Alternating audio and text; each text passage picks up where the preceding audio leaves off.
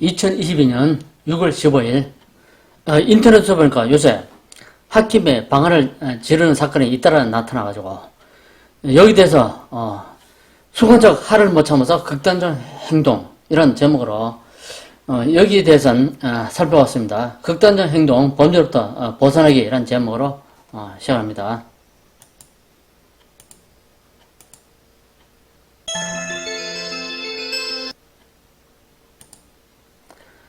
최근에 뉴스인데 파출소에 50대 노인이 찾아와가지고 파출소에 불을 지르러 한 사건이 있었는데 거기에 대한 뉴스 또 대구 방화에 대한 뉴스 그런 내용입니다. 들어보겠습니다.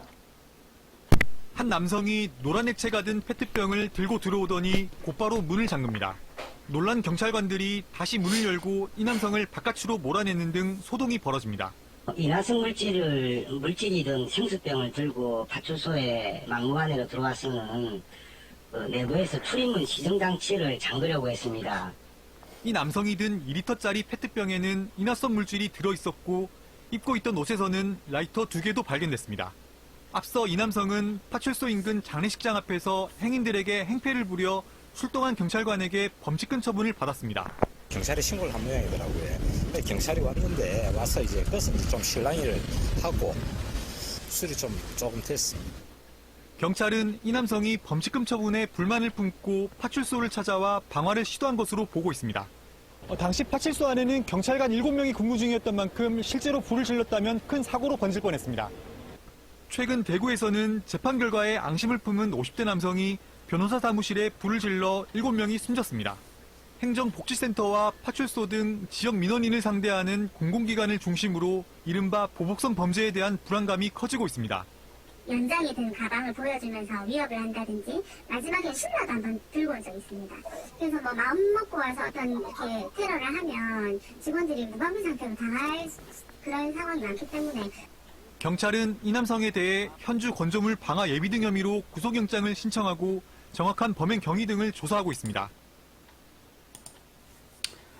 기사 내용 이래 보면은 홧김에 순간적인 화를 못 참아서 방화 범죄 2022년 6월 9일 대구 수성구 범부동 변호사 사무실 방화 사건 그리고 7명이 죽고 숨진 남성 2명에서 수차례 흉기에 찔린 자생이 발견돼 충격을 주고 있다. 계속해서 홧김에 순간적인 화를 못 참아 방화 범죄 사례로서 2021년 10월 A씨는 지난해 10월 2일 오후 5시쯤 청주 홍덕구 한 아파트에서 자신의 집 위층인 B씨의 집 출입문 등에 식용유를 뿌리고 도로에 라이터로 불을 붙이려다 미수에 그친 혐의로 기소되었다. 10년간 경찰청 통계인데 10년간 살인사건 발생수를 살펴봤습니다. 보니까 2011년서부터 2020년까지 약 10년 기간 범죄 살인사건 건수 보니까 거의 300건을 약간 오르내 300건에서 400건 사이를 오르내리는데 건거율도 보면 92에서 90일까지 건거율 꽤 높습니다. 1년에 살인사건이 300건 이상 발생한다고 보면 되겠습니다.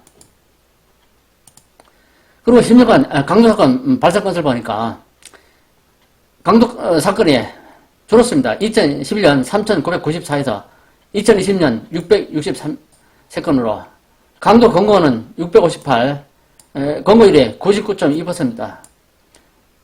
그러니까 아쉽게도 강도가 600건 이상이 발생한다고 보면 될 것 같습니다. 그리고 10년간 성범죄 사건 발생률을 보니까 성범죄 사건은 오히려 2011년 보니까 19,491년 한 건이 있었는데 2020년 보니까 21,702건 강간 건거 건수가 21,061건으로서 아직도 1년에 2만 건 이상의 성범죄 사건이 일어나는 것을 알 수 있습니다. 그리고 10년간 방화사건인데 방화사건은 2011년부터 2020년까지 건수는 2,003건에서 1,228건으로 건수는 많이 줄었습니다. 줄었는데 방화범 건거율도 보니까 높아지고 있고 2020년 보니까 방화사건 건거율이 90.8% 2011년 74%보다는 건물도 높아지고 방화 건수도 줄었다는 것을 알 수 있습니다.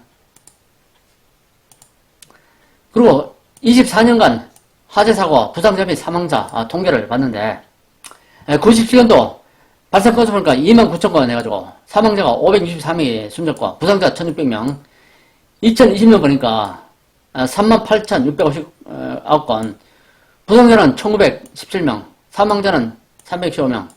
건수는 늘었고 부상자 수도 늘었고 사망자가 좀 줄었을 뿐 24년간 화재 사고는 증가하고 있는 편입니다, 지금. 그리고 10년간 사건에 터져가지고 사망 피해자 수에 대해서 통계에서 알아봤는데 피해자 수는 살인, 강도, 방화, 폭행, 차량 뺑소니, 가설치사 등인데 2011년 남자가 1,808명이 피해를 입었네. 이게 사망자 했습니다. 사망자. 여자가 1,032명. 2020년 보니까 남자 사망자가 3,138명. 그리고 여자 사망자가 1,492명. 걔는 4,630. 2010년 보니까 2,483. 올해 10년간 사건 사망 피해 수는 더 늘었다. 2배 이상 늘지 않았나? 그래 보입니다. 그러니까 1년에 매년마다 남자가 3,100명씩 죽고 있고 여자가 1,400명씩 죽고 있다는 그런 뉴스입니다. 그 형법에 보니까 형법 제 127조 보면은 일반 물건의 방화 사건 법칙 보니까 불을 놓아서 기재한 유해 물건을 불에 태워서 공공의 위험을 발생케 하는 자는 1년 이상 10년 이하의 징역에 처한다.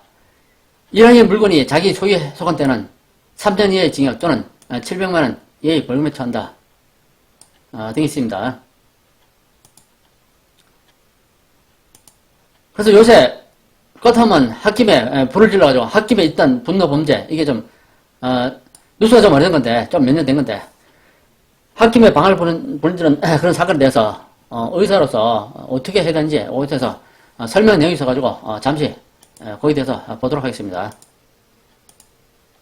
시간 쌓이면 누구든 조절장애를 겪을 수 있다고 말합니다.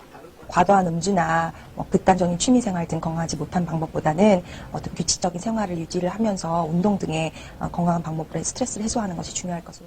극단적인 대립과 갈등보다는 대화와 타협으로 문제를 해결하는 건전한 사회적 분위기를 정착시키는 것도 구성원들의 정서적 안정에 도움을 줄 수 있습니다. KBS 뉴스 의사 전문가는 스트레스를 운동이나 건전한 레저로 스트레스를 해소하라 그런 내용입니다. 그래서 홧김에 방을 지른 이 사건이 자주 일어나는데 어떻게 하면 본인이 사회생활 하다 보면 화도 생기고 하니까 이 화를 어떻게 다스릴 것인가. 그래서 인터넷 내용을 되어보니까 멈추고 스톱 생각해라. 그리고 객관해라. 그리고 계획을 세워라 라는 내용이 있어서 알아봤습니다. 어떻게 하면 화를 잘 다스리고 폐소를 쓸까. 아메리카 조지타운 의과대학 임상심리학과 교수 로버트 네이 박사가 쿨하게 하려기 어떻게 쿨하게 하느냐. 화가 날 때 스톱 방법을 사용하라고 공부합니다. 멈춰라. 생각해라. 그리고 객관해라. 계획을 세워라. 4가지. 1단계 보니까 분노 멈추기, 긴장을 풀기 위해 심호흡이나 물을 한 번 마시기 좋다. 화가 나는 상황에서 잠시 벗어나는 건 역시 좋은 방법이다. 2단계 생각해라. 무엇이 하나야 한지 살펴 그것을 내려놓아라. 그 다음에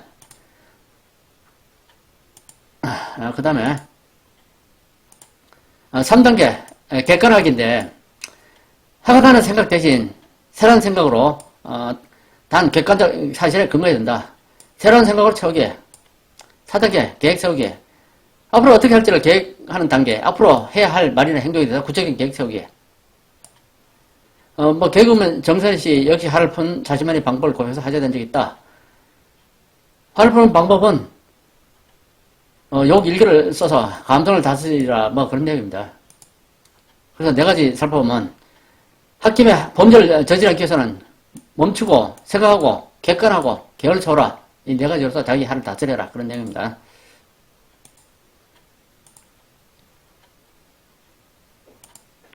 그래서 마지막으로 이제 어떤 판단을 할 때 있어서 이성적인 판단을 할 것인지 또는 홧김에 판단을 할 건지 여러분 여전히 조를 들고 있는데 무엇이 더 중요한가? 판단, 상대 비교의 원칙에 따라 행동하자. 그런 내용으로서 설명을 합니다. 자기가 원하는 것이 이것이 중요하다 그러면 이쪽으로 행동할 것이고 이쪽이 중요하다 그러면 이 저울이 밑으로 내려가 이쪽으로 행동할 것이고 두 가지의 결단, 분노대로 행동할 것인가 아니면 이성적으로 행동할 것인가 판단, 상대 비교를 하여 원칙에 따라 행동하자. 그 내용입니다. 그래서 판단이 상대 비교에 의한 원칙에 따라 학습 행동과 이성적 행동의 무게를 중량하여 어느 것이 나에게 더 많은 이익이 되는 것인지 신중히 판단하여 행동하자. 그 내용입니다. 학습 행동하자고 생각도 안 하고 바로 행동해가지고 평생 후회를 하는 잘못을 저지르니 좀 더 신중하게 그 감정 상태에서 벗어나서 올바른 판단을 해보자. 그 내용입니다. 이 평균을 넣으면 학김에 행동하는 것이 나에게 더 좋은 건지 또 이성적으로 행동하는 게 좋은 건지 판단을 해봅니다. 그래서 만일 학김을 행동하는 것이 이성적 행동하는 것보다 더 낫다 그러면 이건 잘못한 판단이거든요. 이렇게 판단하게 되면 결과가 어떻게 됐습니까?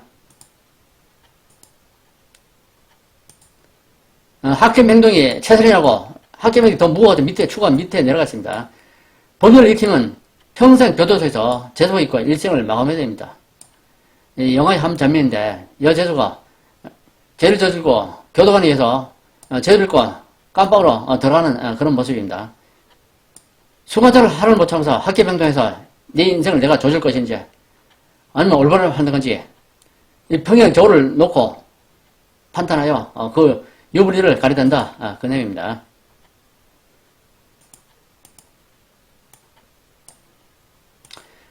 판단이 상대 비교의 원칙에 따라 행동해서 이성적 행동이 최선이라고 행동하면 이성적 행동이 더 최선이다 그러면 더 무거워서 밑에 저울이 밑으로 내려가고 이거는 올라가고 이게 올바른 판단이죠. 평생 행복한 일상을 보내야 됩니다. 이 사진처럼 가족과 행복한 평생 행복한 날을 보내야 됩니다. 학습 행동과 이성적 행동이 어느 게 더 무거운가 어느 게 더 중요한가 이성적 행동이 무겁다 이렇게 선택해야 됩니다. 그래서 선택해야 평생 아무도 죄를 짓지 않고 편안하게 행복한 나라를 보내야 됩니다.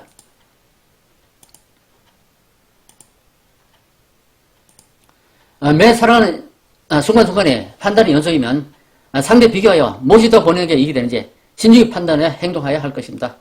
그리고 항상 범죄에 대한 감성을 길러서 범죄 예방에 처치해야 되겠습니다. 시청해주셔서 감사합니다. 오늘 준비한 내용은 여기까지입니다.